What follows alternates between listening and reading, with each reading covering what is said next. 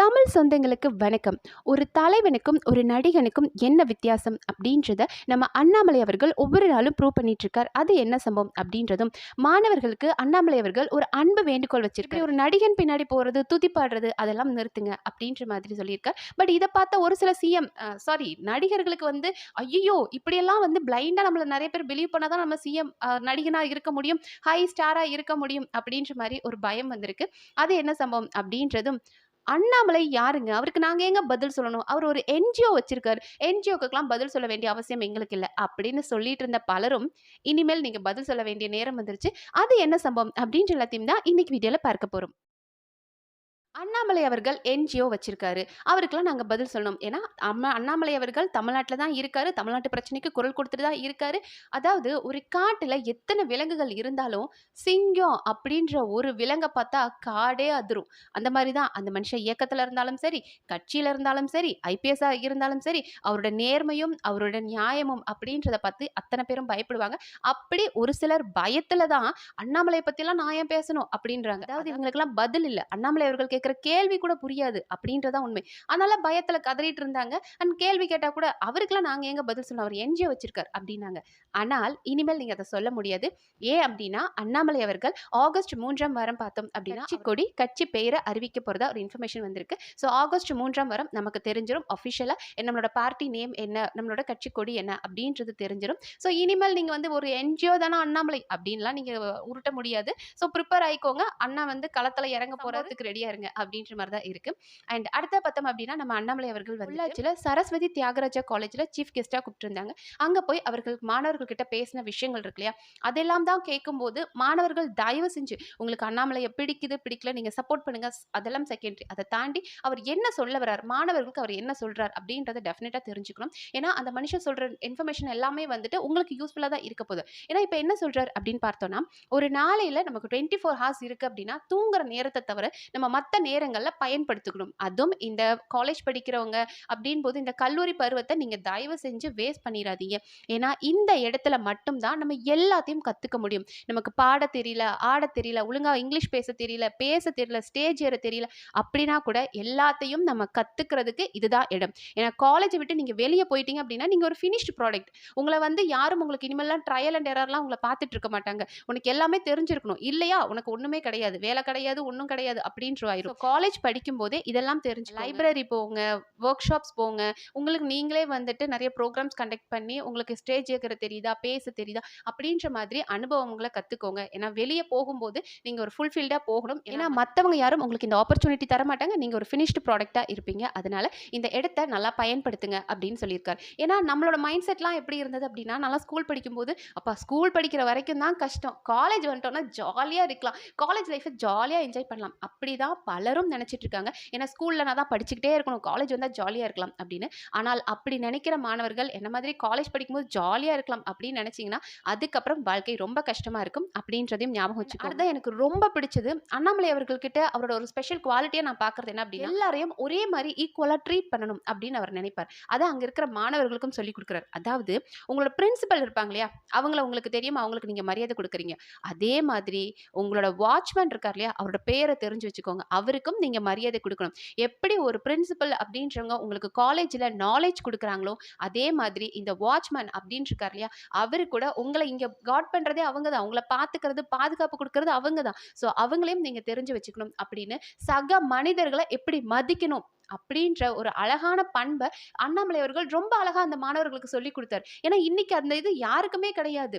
இன்னைக்கு வந்து ஒரு பெரிய ஆளா இருக்காங்களா அவங்களுக்கு நம்ம ரெஸ்பெக்ட் கொடுப்போம், நம்மளை விட கொஞ்சம் கீழே இருக்கிறாங்களா போடாடே அப்படின்ட்டு போயிட்டே இருக்காங்க. சக மனிதனை நம்ம ஏன் மதிக்கணும் அப்படின்னு பார்த்தோம்னா, இன்னைக்கு இருக்கிற இந்த யங்ஸ்டர்ஸ் நாளைக்கு நீங்க வந்து வரலாம், அரசியலுக்கு வரலாம், ஒரு ஹையர் பொசிஷன்ல வரலாம், நீங்க வந்து ஒரு அட்மினிஸ்ட்ரேட்டிவ் பவருக்கு வரலாம். அப்போ உங்களுக்கு கீழே இருக்கிற மனிதர்களையும் நீங்க எப்படி மதிக்கணும் அப்படின்றத இங்க ரொம்ப அழகா சொல்லி கொடுத்தாரு. அவர் நினைச்சிருந்தாலும் அவர் வெறும் அந்த பிரின்சிபலுக்கு மட்டும் தன்னை ஒரு சீஃப் கெஸ்டா கூப்பிட்டாங்க அப்படின்னு அந்த பிரின்சிபலுக்கு மட்டும் மரியாதை கொடுத்து போயிருக்கலாம். ஆனா அங்க இருக்கிற வாட்ச்மேனுக்கும் நீங்க மரியாதை கொடுக்கணும். அங்க இருக்கிற ஒரு பஸ் டிரைவர் ஆகட்டும், ஒரு தோட்டத்துல வேலை செய்யற அம்மா எல்லாரையும் மதிக்கணும் அப்படின்ற அந்த பண்பை சொல்லி கொடுத்தாரு. இவர் தானங்க தலைவர், இப்படிப்பட்ட ஒரு மனிதர் தானங்க தலைவரா இருக்கணும். அடுத்ததா இன்னைக்கு இருக்கிற நிறைய பேரோட ஒரு பெரிய பிரச்சனை அப்படின்னா இந்த கல்ட் வர்ஷிப் இருக்கு இல்லையா, நம்ம ஒருத்தரை வந்து பிளைண்டா பிலீவ் பண்ணி அவங்க என்ன சொன்னாலும் ஓகேன்னு அவங்கள நம்பி அவங்கள குவெஸ்டினே பண்ணாம ஒரு மாதிரி முட்டாள்தனமா அவங்கள நம்புறோம் இல்லையா, அதெல்லாம் பண்ணாதீங்க. ஏன்னா இன்னைக்கு பார்த்தோம் அப்படின்னா, நெறைய பேர் வந்து இன்ஃப்ளூயன்சர்ஸா இருக்கிறாங்க. ஒரு ப்ராடக்ட்ட வந்து நம்மகிட்ட ஏன்னா நடிகர், நடிகைகள பார்த்தோம் அப்படின்னா, ஒரு ப்ராடக்ட்ட வந்து நம்மகிட்ட விக்கும்போது அதான் மனுஷன் அழகா சொன்னாரு. ஒரு ரூ. 30 கிரீம வந்து சொல்லுவாங்க. சூப்பரா இருக்கும். இத நீங்க போடுங்க பிரைட் ஆயிருவீங்க அப்படின்னு நம்மகிட்ட சொல்லுவாங்க. ஆனா அவங்க யாரும் அத பயன்படுத்த மாட்டாங்க. நம்மளே இப்ப எத்தன இடங்கள்ல பார்த்திருப்போம். நடிகர், நடிகைகள் வந்து இந்த பிஸ்கெட், சாக்லேட், கூல் ட்ரிங்க்ஸ் அப்படின்னு எதெதுக்கோ விளம்பரம் வருவாங்க. ஆனா அவங்கள பார்த்தீங்க அப்படின்னா, அவங்க படத்தோட ப்ரமோஷனுக்கு ஒரு கேக் கட் பண்ணா, அதுல ஒரு இத்துணூண்டு பீஸ் கேக் கூட சாப்பிட மாட்டாங்க. ஏன்னா, "ஐயோ! வேண்டாம். இது சுகர் ப்ராடக்ட் நான் சாப்பிட மாட்டேன்" அப்படின்னுவாங்க. அப்ப நீங்க சுகர் ப்ராடக்ட் சாப்பிடக்கூடாது. ஆனா நீங்க அத புரமோட் பண்ணி எங்களுக்கு அந்த விஷத்த குடுப்பீங்க. நாங்களும் நம்பி சாப்பிடணுமா? அப்ப இப்படிதான் நம்மளோட நிலைமை போயிட்டுருக்கு. நம்ம ஒருத்தர வந்து பிளைண்டா பிலீவ் பண்ணி அவங்க சொல்றதெல்லாம் நம்புறோம். ஸோ தயவு செஞ்சு அந்த கல்ட் வொர்ஷிப்ப நிறுத்துங்க அப்படின்னு. இன்னைக்கு அந்த கல்ட் வொர்ஷிப்ல தான் சார் நம்ம தமிழ்நாடே இருக்கு அப்படின்றத அவர் மறைமுகமா அழகா சொல்லியிருக்காரு. அண்ட் இது ஒரு சிலருக்கு புரிஞ்சிருக்கும். ஒரு சிலருக்கு ஐய்யய்யோ! இத வச்சு தானங்க நாங்க பொழப்பே ஓட்டிட்டு இருக்கோம் அப்படின்ற பயமும் வந்து தமிழ்நாடு அப்படித்தானே இருக்கு. நேற்று பார்த்தோம் அப்படின்னா, ஜனநாயகன் படம் ரிலீஸ். அந்த இடத்துல வந்து எப்போதுமே இந்த பாலாபிஷேகம், கட் அவுட்டுக்கு போய் பாலாபிஷேகம் பண்றது, இல்ல பூவ போடுறது இந்த மாரிலாம் நடக்கும். பாலாபிஷேகத்திலருந்து அவங்க அடுத்த கட்டத்துக்கு முன்னேறி ரத்த அபிஷேகம் பண்ணியிருந்தாங்க. லிட்டரலி அவரோட விஜய் அவர்களோட ஒரு போஸ்டர் இருக்கு. அங்க பார்த்தோம் அப்படின்னா, ஒருத்தர் ஒரு கோழியோட கழுத்த அந்த போஸ்டருக்கு நேரா அப்படியே வெட்டி, அப்படியே அந்த கோழி கழுத்துலருந்து ரத்தம் கொட்டுது அந்த போஸ்டர்ல இப்படி வச்சிருக்காரு. அந்த ரத்தம் ஃபுல்லா அவங்க மேல அவரோட போஸ்டர்ல கொட்டுது. என்ன ஒரு மனநிலையில நீங்கலாம் இருக்கீங்க அப்படின்னே தெரியல. பாலபிஷேகமே தப்பு அப்படின்னு தான் நம்ம சொல்லுவோம். இது மாரி நீங்க இந்த பால கொண்டு போய் வேஸ்ட் பண்றதுக்கு எங்கேயாவது போய் குடுங்க. ஆதரவற்றவர்களா எத்தனையோ பேர் இருக்காங்க. அவங்களுக்கு ஹெல்ப் பண்ணுங்க அப்படின்னு சொல்லிட்டு இருக்கோம். இங்க பார்த்தா ஒரு உயிர கொன்னு அந்த ரத்தத்த எடுத்து அபிஷேகம் பண்ணணும் அப்படின்னா, உங்க மனநிலைலாம் எப்படி இருக்கு? நீங்கலாம் ஏன் எப்ப திருந்துவீங்க? அப்படின்ற மாதிரி ரொம்ப வருத்தமா இருக்கு. ஆனால் நம்ம இன்னொரு விஷயமும் புரிஞ்சுக்கணும். நம்மள சின்ன வயசுல இருந்தே வந்து அரசியல் பேசக்கூடாது, ஸ்கூல்ல அரசியல் பேசக்கூடாது, அரசியல் பேசக்கூடாது அப்படின்னு அரசியல விட்டு நம்மள ரொம்ப தள்ளி வச்சுட்டாங்க. இன்னைக்கு இருக்கிற யங் ஜெனரேஷனுக்கு வந்து அரசியல் அப்படின்னாலே அது ஒரு பூமர் டாபிக் அப்படின்ற மாரி ஆயிருச்சு. ஆனா அத தாண்டி நீங்க படத்த பத்தி பேசுறீங்க, ஒரு ஹீரோ, ஹீரோயின பத்தி பேசுறீங்க, காசிப் பேசுறீங்க அப்படின்னா நமக்கு வியூஸ் நெறைய போகும். நம்மள ஒரு பெரிய ஆளா பார்ப்பாங்க. ஸோ இப்படி நம்மள வந்து அரசியல விட்டு விலக்கி இருந்தாங்க. அதாவது நம்ம எல்லாருக்கும் தெரிஞ்சிருக்கும். மாணவர் போராட்டம் இந்த ஹிந்தி திணிப்பெல்லாம் டைம்ல பார்த்தோம் அப்படின்னா, மாணவர்கள் அவ்ளோ இறங்கி போராடினாங்க. அப்ப இத பார்த்த அரசியல்வாதிகளுக்கு பயம் வந்துருச்சு. மாணவர்கள் அவங்களுக்கு வந்து இப்ப என்ன நடக்குது? இங்க என்ன சூழ்நிலை? அப்படின்றத புரிஞ்சுட்டா, நம்ம அரசியல் பண்ண முடியாது இல்லையா? அப்ப இந்த மாணவர்கள அரசியல விட்டு விலக்கணும் அப்படின்னா, அவங்கள பொழுதுபோக்குல தள்ளணும் அப்படின்றதுக்காக தான் இந்த சினிமா மோகம் அப்படின்றத நமக்கு உள்ள திணிக்கணுன்றதுக்காக தான் ஸ்கூல்ல அரசியல் பேசக்கூடாது அப்படின்னாங்க. ஸ்கூல்ல அரசியல் பேசக்கூடாதுன்னு சொன்ன அதே நபர்கள் தான் ஸ்கூல்ல குத்தாட்டம் போட்டு ஆட வச்சாங்க நம்மள. ஒரு சினிமா பாட்டுக்கு போட்டு ஆட வைக்கிறது, ஒரு ஆனுவல் டே எந்த ஒரு ஃபங்ஷன் அப்படி பாடல்கள் எடுத்தோம் அப்படின்னா, அவ்ளோ டபுள் கேவலமா இருக்கும். அதோட அர்த்தம் நம்ம பார்த்தோம் அப்படின்னா, அவ்ளோ கேவலமா இருக்கும். ஆனா அந்த பாட்டுக்கு நம்மள ஆட வச்சு ஒவ்வொரு குழந்தைங்க மனசுலயும் சினிமா தான் பெருசு, உலகம்னாலே இதுதான், இந்த பாடல் தான் அப்படின்ற மாதிரி மாத்திட்டாங்க. ஸோ யோசிச்சு பாருங்க, ஸ்கூல்ல அரசியல் பேசக்கூடாது. ஆனால் கேவலமான டபுள் மீனிங் இருக்கிற பாட்டுக்கு நம்ம பாடலாமா, டான்ஸ் ஆடலாமா? அப்ப நம்மள எந்த அளவுக்கு பொழுதுபோக்குக்குள்ள தள்ளி அரசியல்னா நமக்கு என்னன்னே தெரியக்கூடாது அப்படின்னு பண்ணியிருக்காங்க. இது ஒரு சூழ்ச்சி. மக்கள வந்து அரசியல் தெரியக்கூடாது அப்படின்றதுக்காகவே சினிமா, விளையாட்டு இதுக்குள்ள நம்மள ஒரு மோகத்துக்குள்ள தள்ளி, நம்மள இன்னைக்கு வந்து ஒண்ணுமே நம்மள யோசிக்க விடாம பொழுதுபோக்கு தான் உலகம் அப்படின்னு நம்மள மாற்ற வச்சுட்டாங்க. அதனால தான் பார்த்தோம் அப்படின்னா, நேற்று வந்து இந்த ஜனநாயகன் படம் ரிலீஸ் ஆயிருச்சு. அங்க வந்து மக்கள் இந்த மாதிரி சரி மக்கள் எப்போதுமே வந்து இந்த ஹீரோ வொர்ஷிப் நடக்கும். அவங்க இப்படிதான் முட்டாள்தனமா நடந்துக்கிறாங்க அப்படின்றத விடுங்க.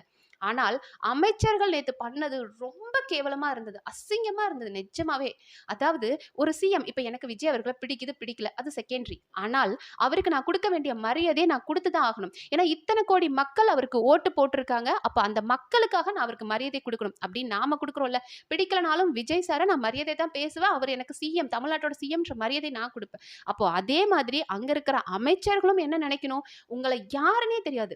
லிட்டரலி நீங்கலாம் விஜய் கட்சியில இருக்கீங்க அப்படின்ற காரணத்துக்காக மட்டும் தான் உங்களுக்கு ஓட்டு போட்டிருக்காங்க. ஆனால் அந்த ஒரு ஒரு தொகுதியிலும் அந்த இருக்க வாக்காளர்களுக்கு யாருன்னே தெரியாது. அங்க நின்னவங்க பேரு தெரியாது. அவங்க யாருன்னு கூட தெரியாது. ஆனா உங்களுக்கு ஓட்டு போட்டாங்கல்ல. அப்ப அந்த மக்கள நீங்க மதிக்கணும் இல்லையா? மக்களோட பிரச்சனைய பார்க்கறத விட்டுட்டு நேத்து Jananayagan first day first show போய் நாங்க பார்த்தோம். ஜனநாயகன் பார்த்த படத்த பார்த்து உட்கார்ந்து குமறி குமறி அழுதுட்டு இருக்காங்க சில எம்எல்ஏக்கள். பார்க்கும்போது சார் அசிங்கமா இருக்கு சார் எங்களுக்கெல்லாம். நீங்கலாம் எங்களோட எம்எல்ஏவா அப்படின்னு நினைக்கும்போது, ஒருத்தர் குமறி குமறி அழுகுறாரு. ஒவ்வொரு ஊர்லயும் பார்த்தோம் அப்படின்னா, உருண்டு உருண்டு பெரண்டு அழுதுகிட்டு இருக்காங்க. என்னன்னு பார்த்தா, இதான் அவரோட கடைசி படமா, அத பார்க்கும்போது அப்படியே எமோஷனல் ஆயிட்டாங்களாம். நேத்து ஒரு நியூஸ் பார்க்குறேங்க. ஒருத்தருக்கு நைட்டு பாம்பு கடிச்சு 2 மணிக்கு ஹாஸ்பிட்டல் போயிருக்காங்க. அவருக்கு கால தாமதமா வந்து ட்ரீட்மெண்ட் குடுத்துருக்காங்க. ரொம்ப ட்ரீட்மெண்ட் லேட்டா குடுத்ததுனால அந்த மனுஷன் இறந்துட்டார். இப்படி எல்லாம் போயிட்டு இருக்கு ஹாஸ்பிட்டல்ல. ஆனா சுகாதாரத்துறை அமைச்சர் வந்துட்டு இந்த ஃபர்ஸ்ட் ஷோலாம் பார்க்க மாட்டேன். ஆனா நானும் வந்து பார்த்தேன் அப்படின்னு என்ஜாய் பண்ணிட்டு இருக்காரு. ஒருத்தர் குமுறி குமுறி உட்கார்ந்து அழுதுறாரு. ஆனா அவர் மனிதவளத்துறை அமைச்சர். ஓகேங்களா? அவர் வந்து மனிதவளத்துறையில எத்தன பிரச்சனைகள் மனிதர்களுக்கு பிரச்சனை வந்தாலும் அவருக்கு அது கவலை கிடையாது. ஜனநாயகன் படத்துல வந்து மனுஷன் இதுக்கு மேல விஜய் நடிக்க மாட்டாராம். அதுக்காக உருண்டு பெரண்டு அழுகுறாராம். சார் உங்களுக்கே தெரியலையா? பச்சையா நடிக்கிறீங்க அப்படின்றது கேவலமா தெரியுது. மக்கள் அவ்ளோ முட்டாளா நினைச்சிட்டீங்க இல்லையா? சார் நீங்க ஜால்ரா அடிக்கணும். ஓகே. உங்க சிஎம் விஜய் இருக்காரு. அப்ப அவருக்கு ஜால்ரா அடிக்கணும் அப்படின்னா, உங்க துறையில நீங்க சாதிச்சு காட்டுங்க. உங்க மனிதவளத்துறையிலயோ, இல்ல கனிம வளத்துறையிலயோ, இல்ல கல்வித்துறையிலயோ நீங்க சாதிச்சு உங்க கட்சிக்கு நல்ல பேர் வாங்கி குடுத்து சிஎம் கிட்ட நல்ல பேர் வாங்குங்களேன். அத விட்டுட்டு இப்படி நான் படத்துக்கு போய் அவரோட படத்துக்காக நான் போய் பெர்மிஷன் கேட்டு லீவ் போட்டு ஃபர்ஸ்ட் டே ஃபர்ஸ்ட் ஷோ பார்த்துட்டு அதுக்கு அழுது நான் உருண்டு பெரண்டு அண்ணன் உங்களுக்காக நான் உருண்டு பெரண்டு அழுதேன்னு சொல்றது ஒரு பெருமையா? அப்ப தமிழ்நாடு மக்கள் அவ்வளோ கேவலமா போயிட்டோமா? எதுக்காக நீங்கலாம் உட்கார்ந்து அழுதுட்டு இருக்கீங்க? இங்க எத்தன பிரச்சனைகள் நடந்திருக்கு. எத்தன மக்கள் அநியாயமா அப்பாவி மக்கள் செத்துருக்காங்க. அன்னைக்கெல்லாம் உங்க கண்ணுல அழுகை வரல. உங்க கூட்டத்திலே வந்து கரூர் கூட்டத்துல அவ்வளோ குழந்தைகள் இறந்தாங்க. அவ்வளோ பெரியவங்க உடல் நசுங்கி ரொம்ப மோசமா இறந்தாங்க. அப்பல்லாம் கூட உங்களுக்கு அழுகை வரல. ஜனநாயகன் படத்த பார்த்தா அழுகை வந்துரும். யாருங்க நீங்கலாம்? என்னங்க பண்றது? நம்ம தமிழ்நாட்டு சிஎம்மே அப்படித்தானே இருக்காரு. அவரே பேசும்போது என்ன பேசுறாரு? எனக்கு வாயில நல்லா வந்துரும். அவர் சொல்றாரு. ஒரு முதலமைச்சர் சொல்றாரு, எனக்கு வாயில நல்லா வந்துரும்ன்றாரு. நீங்க முதலமைச்சர் சார். நீங்க இப்படி பேசுனீங்க அப்படின்னா, உங்கள ஃபாலோ பண்றவங்களும் நாளைக்கு அப்படித்தானே சார் பேசுவாங்க. ஆமா, எங்க சிஎம்மே இப்படி பேசுறாரு அப்படின்னா, நாங்க அத விட இறங்கி பேசுவோம் அப்படின்வாங்க. அப்போ உங்க கூட்டத்த உங்களுக்குன்னு ஒரு கூட்டம் இருக்குல்ல சார். அந்த கூட்டத்த நெறிப்படுத்தி ஒரு நல்ல வழியில கொண்டு வர வேண்டியது உங்களோட கடமை. ஆனா அத விட்டுட்டு நீங்க என்ன சார்? இதுதான் ஒரு தலைவனுக்கு இருக்க வேண்டிய பண்பு. அண்ணாமலை அவர்கள் சொல்றாரு இல்லையா? உங்க வாட்ச்மேனையும் நீங்க மதிக்கணும், உங்க பிரின்சிபலையும் நீங்க மதிக்கணும். 2 பேருமே உங்கள ஏதோ ஒரு விதத்துல நல்வழிப்படுத்திட்டு இருக்காங்க அப்படின்னு சொல்றாரு இல்லையா? அப்ப அந்த மனிதன் சக மனிதனுக்கு எப்படி மரியாதை குடுக்கணும் அப்படின்னு சொல்லி குடுக்குறாரு. ஆனா உங்க கட்சியில வந்துட்டு ஈரோடு எம்எல்ஏ அவருன்னு நெனைக்கிறேன். ஒரு பேர் வந்துட்டு என்ன விஜய் கேள்வி கேட்கப்படுது. என்ன அப்படின்னா, சேலத்துல ரொம்ப வருஷமா அம்பேத்கர் சிலை ஒண்ணு திறக்காம இருக்கு. என்ன காரணம் அப்படின்னு பார்த்தோம்னா, அந்த அம்பேத்கர் சிலையில வந்து அம்பேத்கர் வந்து கால் மேல கால் போட்டிருப்பாரு. இத பார்த்த இன்னொரு ஜாதி வந்து இல்ல அம்பேத்கர் சிலைய வந்து கால் மேல கால் போட்டுற மாதிரி இருக்கு. அதனால திறக்கக்கூடாது அப்படின்னு ஒரு பிரச்சனை. பல வருஷமா அந்த அம்பேத்கர் சிலை திறக்கவே இல்ல. அதுவும் நம்ம டிஎம்கே பீரியட்ல என்ன பண்ணிட்டாங்க அப்படின்னா, ஓகே 2 கட்சிங்க அடிச்சுக்கிட்டு இருக்காங்க. நான் இந்த கட்சிக்கு சாதகமா பேசினா அந்த கட்சிக்கு பிரச்சனை வரும். வேண்டாப்பா நான் பேசவே இல்ல அப்படின்னு விட்டுட்டாங்க. அதாவது நம்ம இந்த முதல்வன் படத்துல ரகுவரன் சார் சொல்வார் இல்லையா? இந்த 4 கார் நான் உட்கார்ந்திருக்க சேரோட 4 கால் அப்படின்றது 4 ஜாதி. நான் இந்த ஜாதிக்கு சப்போர்ட் பண்ணா அந்த ஜாதிக்காரன் என்ன பேசுவான். அதனால அவனுங்களுக்குள்ளே அடிச்சுட்டு சமாதானமா போகட்டும் இல்ல அடிச்சுக்கிட்டும் அப்படின்வாங்க இல்லையா? அதே மாதிரி தான் டிஎம்கேவும் என்ன பண்ணாங்க அப்படின்னா, ஓகே நான் எந்த ஜாதிக்கும் பேசல. அந்த சிலையை நான் திறக்காமலே வச்சிருக்கேன் அப்படின்னு வச்சிருந்தாங்க. அதத்தான் சீமான் அவர்கள் கேட்டிருந்தாரு. அப்போ இந்த சிலையை இப்ப நீங்க டிஎம்கே பீரியட்ல அதை பண்ணாங்க. நீங்க வந்ததுக்கு அப்புறமாவது இந்த சிலையை திறக்கலாமே அப்படின்னு கேட்டிருந்தார், பேசியிருந்தார். அதை வந்துட்டு செய்தியாளர் கேட்கிறாங்க அந்த விஜய் பாலாஜி கிட்ட. என்ன சார் நீங்க வந்துட்டு அந்த சிலை திறக்கலாமே அப்படின்னு சீமான் அவர்கள் கேட்டதுக்கு உங்க பதில் என்ன சார் அப்படின்னு போது, சீமானா யார் அவரு? அவருக்கு எங்க நான் பதில் சொல்லணும்? அவர் எத்தனை எம்எல்ஏ வச்சிருக்காரு? எத்தனை எம்பி வச்சிருக்காரு? அவருக்கெல்லாம் பதில் சொல்லணும்ன்ற அவசியம் எனக்கு கிடையாது. வேற யாராவது வந்து கேட்டா நாங்க பதில் சொல்றோம் அப்படின்னு. என்ன சார் மாண்பு இதெல்லாம்? அரசியல் மாண்புனா இதுதானா? சீமான் யாரா இருந்தா, அப்ப நீங்க வந்து நாளைக்கு பிரைம் மினிஸ்டர் வந்து உங்ககிட்ட பேசினா தான் பதில் சொல்வீங்களா? சிஎம் வந்து பேசினா தான் பதில் சொல்வீங்களா? எங்கள மாதிரி சாதாரண மனிதர்கள் கேட்டாலாம் பதில் சொல்ல மாட்டீங்களா?